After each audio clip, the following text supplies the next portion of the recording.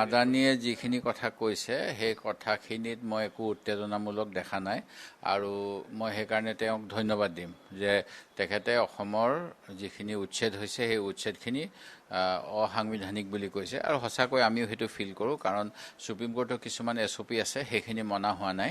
এতিয়া বহুত ভাৰতীয় নাগৰিককে সন্দেহযুক্ত নাগৰিক বুলি কোৱা হৈছে। সন্দেহযুক্ত নাগৰিক হ'লে মানে আমিতো বিচাৰিম যে তেখেতসকলক অকল উচ্ছেদেই নহয় বাংলাদেশলৈ পঠাই দিব লাগে, কিন্তু যিটো কাম মুখ্যমন্ত্ৰীয়ে কৰা নাই যিহেতু তেওঁ বাংলাদেশী ধৰা নাই, কিন্তু বাংলাদেশীৰ নামত ভোট কিনাৰ যিটো অসমৰ এটা আৱেগ জড়িত পৰিৱেশ কৰি পেলাই ৰাজনীতি কৰিব বিচাৰে সেই কামটোৱে কৰি আছে। মুখ্যমন্ত্ৰী মহোদয়ে আগতে কৈছিলে যে অসমলৈ ভাৰতৰ বিভিন্ন স্থানৰ পৰা মানুহ আহি পেলাই উত্তেজনামূলক পৰিস্থিতি কৰে। মুখ্যমন্ত্ৰী মহোদয়ে আগতীয়াকৈ তেনেকুৱা কোনোবাই কৰিব বিচাৰিলে ধৰিব লাগে। ছৈয়দা হামিদা আহিছিলে, তেওঁ বেয়া বেয়া কথা কৈ গ'ল, আমিও তাৰ গৰিহণা দিছোঁ, কিন্তু এতিয়া যিটো হ'ল তাত দেখা পালোঁ যে যিখিনি বোধ কৰোঁ মুখ্যমন্ত্ৰীয়ে ভাবিছিলে যে অসমত জুই লগাই থৈ যাওক মাদানীয়ে, সেইকাৰণে তেখেতে আগতে ক'লেও যে বাহিৰৰ মানুহক আহিবলৈ নিদিওঁ, বাহিৰৰ মানুহে উত্তেজনা কৰে, সেই গতিকে সেই তেখেতৰ আশাত চেঁচা পানী ঢালিলে, বৰঞ্চ তেওঁ যিটো আশা কৰিছিল যে মানে জ্বলাজুইত ঘিউ ঢালিব, জ্বলাজুইত ঘিউ নাঢালিলে মাদানীয়ে। মই যিখিনি তেওঁৰ প্ৰেছৰ পাইছোঁ বক্তব্য, মই সেই গতিকে তেওঁক ধন্যবাদেই জনাম যে তেখেতে উত্তেজনামূলক পৰিস্থিতি কৰিবলৈ মুখ্যমন্ত্ৰীৰ যিটো অপচেষ্টা সেই চেষ্টাত পানী ঢালিলে।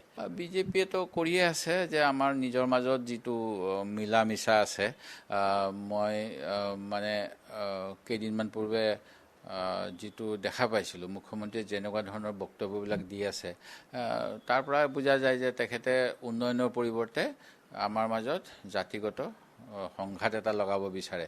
আৰু যিটো উচ্ছেদ হৈ আছিলে উৰিয়াম ঘাটৰ বা অসমৰ বিভিন্ন অঞ্চলত, এতিয়া আমি যদি উচ্ছেদৰ পিছত নিজৰ সীমা সুৰক্ষিত কৰিব নোৱাৰোঁ, ইয়াতকৈ আৰু দুৰ্ভাগ্যজনক কথা হ'ব নোৱাৰে। এতিয়া নগা লোকসকলে আহি পেলাই নগা প্ৰশাসনৰ সহযোগত অসমৰ উৰিয়াম ঘাটৰ বিভিন্ন গাঁৱত তেওঁলোকৰ বুলি দাবী কৰি আছে। এই ক্ষেত্ৰত কিন্তু মুখ্যমন্ত্ৰীৰ মুখেদি এটা মাতো মতা মই দেখা নাই। এই সময়ত তেওঁলোকে কৈছিল যে আনুষ্ঠানিকভাৱে তাতে বৃক্ষৰোপণ কৰিব। বৃক্ষৰোপণৰ সকলোখিনি কৰাৰ পিছতো কিন্তু তেখেতসকলে বৃক্ষৰোপণ কৰা নাই। এতিয়া নগাৰ ওচৰত যদি মুখ্যমন্ত্ৰী ডাঙৰীয়াই চাৰেণ্ডাৰ কৰে, যেনেকৈ অৰুণাচলৰ কাৰণে চাৰেণ্ডাৰ কৰিছে, এইবিলাক মানে তেওঁৰ নিজে কি চিন্তা কৰি কামবিলাক কৰে মই নাজানো। কাৰণ সুন্দৰম আয়োগে অসমৰ যিখিনি ক্লেইম সেইখিনি অসমক দিছিলে।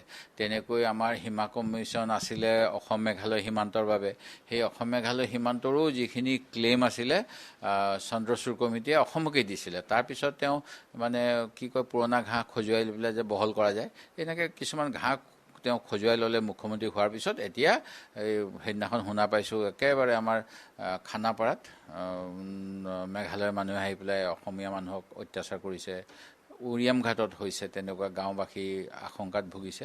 এইবিলাক কিয় এনেকুৱা কৰিছে মুখ্যমন্ত্ৰীয়ে মই নাজানো। ঘটনাটো হৈছে যে সেইটো কেছ আছে ডিমা হাছাওৰ আৰু ডিমা হাছাওত এটা ষষ্ঠ অনুসূচী অঞ্চল, তাৰ কাৰণে যেনেধৰণে তাৰ বিশেষ কথাখিনি আছে আইনখিনি, তাৰোপৰি আমি পাব্লিক হিয়াৰিং হ'ব লাগে, ডাঙৰ ডাঙৰ যদি কল কাৰখানা বহাব লাগে। সেই গোটেইবিলাক নকৰাকৈ অসম চৰকাৰৰ পৃষ্ঠপোষকতাত এই কামখিনি ডিমা হাছাওত হৈছিল। আৰু সেইকাৰণেই বোধ কৰোঁ আমাৰ যিজন এডভোকেট জেনেৰেল তেখেতেতো বহুত বিতৰ্কতে আবদ্ধ হৈ থাকে, তেখেতেও মানে যুক্তি দিবলৈ গৈ পেলাই বোধ কৰোঁ মুখ ঠেকেচা খাইছে বুলি মই শুনা পাইছোঁ।